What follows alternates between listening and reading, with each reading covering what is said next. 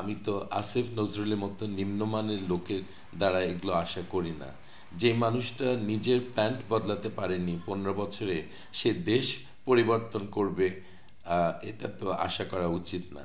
সে 60,000 টাকা বেতনে ঢাকা ইউনিভার্সিটির টিচার, সে 3টা প্যান্ট নিয়ে 15 বছর চালিয়েছে। তার দ্বারা মানে একটা একটা মানে আমার তো ঘৃণা করে এই ধরনের লোক আমাদের সরকারে আছে। এটা খুবই দুঃখজনক।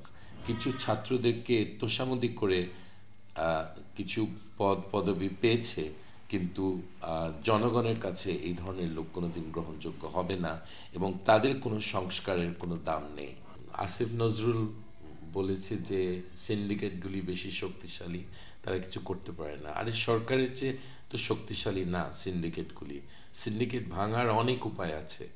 একটু চিন্তা করলে, একটু বুদ্ধিমান লোককে এই কাজটা দিলে তারা পারত।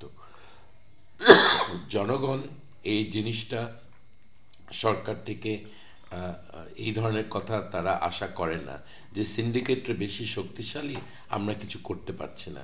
এই ধরনের কথা যদি হয়, তাহলে সরকারকে বলবে তোমরা সরে যাও বাবা, তোমাদের এই ক্ষমতায় থাকার দরকার নাই।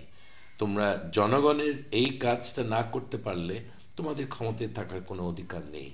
সব হত্যার, রাজনৈতিক হত্যার তদন্ত এটা খুব জরুরি, কারণ ভবিষ্যতে যেন না হয় সেই ব্যবস্থা আমাদেরকে নিতে হবে।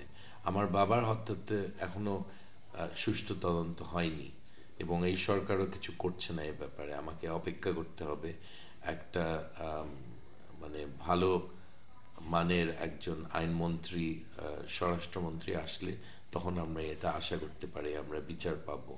বিডিআর হত্যা তো এখনো ঠিকমতো তদন্ত হচ্ছে না। সো এইগুলি তদন্ত না করে আমাদের দেশের এই অমীমাংসিত সব এই আহ, সমস্যাগুলি থেকে যাবে। এই সরকারের কয়েকজনের উপরে আমার কোনো আস্থা নেই। আমি ভবিষ্যতে এটা আশা করতে পারি। আর আওয়ামী লীগের মানুষই আমার বাবাকে হত্যা করেছে। সো আওয়ামী লীগের সময় এটার বিচার সুবিচার পাবো, এটা তো আশা করা উচিত ছিল না।